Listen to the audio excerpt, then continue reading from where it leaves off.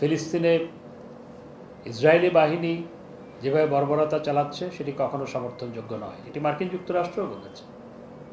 অথচ আমাদের বিএনপি জামাত কিছু বলে না, চুপ। খালি সরকার নামানোর জন্য মির্জা ফখরুল সাহেব সকালবেলা এক কথা, বিকেলবেলা এক কথা, কিন্তু মুখ দিয়ে কখনো ফিলিস্তিনিদের পক্ষে কোনো কথা বের হয় না। আর জামাতে ইসলাম, ওনারা নাকি যে ইসলাম প্রতিষ্ঠা করবে, আল্লাহর আইন প্রতিষ্ঠা করবে না। আরে বেটারা, একটি শব্দ তোমরা আজ পর্যন্ত বলো নাই ফিলিস্তিনিদের পক্ষে। তোমরা কাপুরুষ, এবং তোমরা কোনো বক্তব্য না দিয়ে বিএনপি এবং জামাত ইসরায়েলের দোসরে রূপান্তরিত হয়েছে।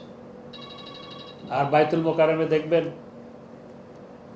কোনো একজন পীর সাহেব মাঝে মধ্যে সমাবেশ করে, নির্বাচনের আগে বিরাট বিরাট সমাবেশ করেছে, একটি সমাবেশ ফিলিস্তিনিদের পক্ষে করেনি। যারা ইসলামের জন্য মায়া কান্না করে, বিএনপি এবং জামাত, ফিলিস্তিনিদের পক্ষে একটি শব্দ আজ পর্যন্ত বলেনি।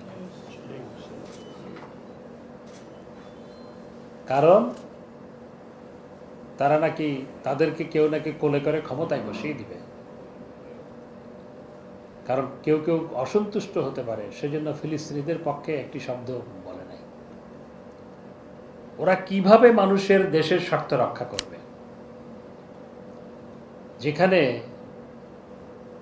মানুষের যে দাবি, বিশ্বময় মানুষের দাবি, যেটির পক্ষে সমগ্র পৃথিবী আজকে সোচ্চার। করেছে কে? করেছে ছাত্রলীগ, যুব মহিলা লীগ এবং আওয়ামী লীগের বিভিন্ন সহযোগী ভাতৃপ্রতিম সংগঠন ফিলিস্তিনিদের পক্ষে মিছিল করেছে ঢাকা শহরে, দেশের অন্যান্য জায়গায়। সরকার এবং আওয়ামী লীগ সমগ্র বিশ্বময় এবং বাংলাদেশে ফিলিস্তিনিদের পক্ষে সোচ্চার।